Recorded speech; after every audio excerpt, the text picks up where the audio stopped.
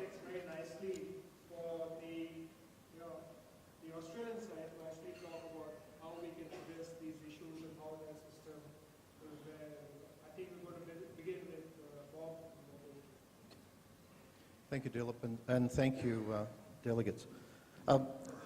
I think probably quick history lesson is the best way to start off, because it has been a journey for Australia, and people in India are going through that same journey, as many countries around our globe are as well. And our journey really started in very seriously around the skills issue in the late 1980s, where there was a desire to move our skills agenda into one where there was a greater fitness of purpose, of the training that was going on for people to prepare them and skill them for the jobs that were needed in the economy. And up until that point, we also had a fairly fragmented training system.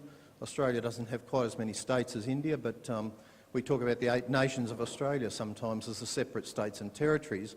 And we had separate training systems that were heavily driven by the public providers and state territory governments. The moves that we made were to go to firstly national curriculum, still done by the providers, and then building in parallel to that occupational standards through the National Training Board, and then gradually we moved to a system where the outcome qualifications were specified by units of competency in those training packages that we talk about. So we've come from a position of not highly organised as a nation to one where it's quite organised. We've built qualification frameworks, regulation for training providers and organisations into something that's actually running quite well. There are still many places to go and improvements to make, but those are the sort of things that we've put in place.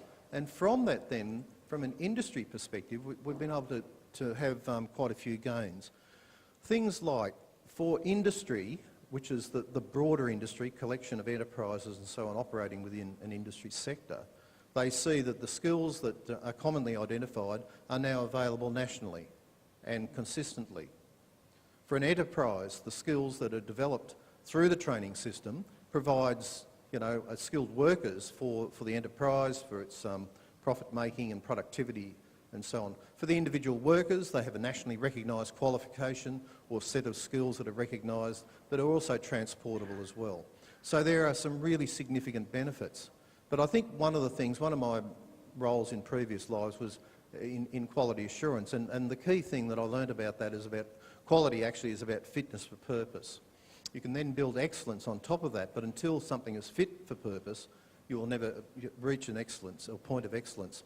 We're building quality assured systems around the whole vet system that we do, in all the aspects that we have, and we're also now striving for excellence with quality frameworks and so on. So it's a gradual and evolving and learning process that we've gone through.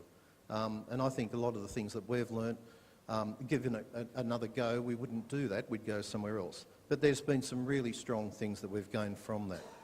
I think the other key thing is that the notion that industry should be actually specifying the sorts of outcomes from the training system was a little anathema to start, and educationalists and training providers, and I was one for some time, were a bit aghast at the idea that industry might be specifying what they actually want. But in fact, that's what the vocational training is about, to prepare workers for that economy.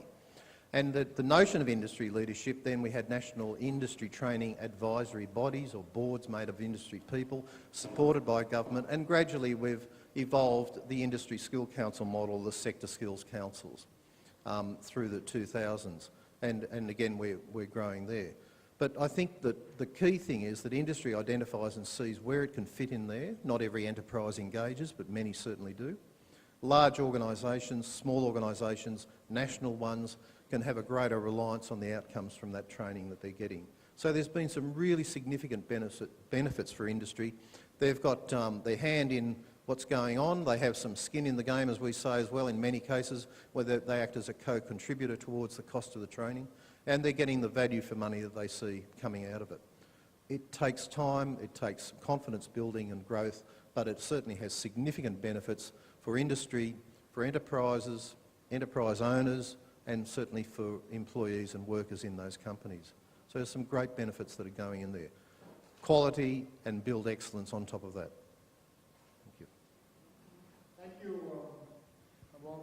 One of the challenges in the just before this session, the CEO of SEED, which is the Society of Education, Empowerment and Development of the Young Girl, came up to me and actually presented this Nada shawl. So the idea is how do you develop a competency standard for the people who prepare this shawl, and how do you actually certify and help them so that they could hang it back in Liverpool and yet be recognized world over.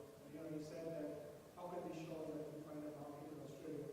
So that's the vision of people in this audience here. And the private sector is actually is a model that we look to in India. And who better from Australia to have actually shared that view with Claire? Claire, you got a 1 out of 1 thing. The first time, 2 out of 2 actually, twice we invited you today. You actually came in, and I got a 2-0 record. And both the times I promised to come to Australia to your things, I actually didn't come. And I promised to rectify that. Over to you, Claire.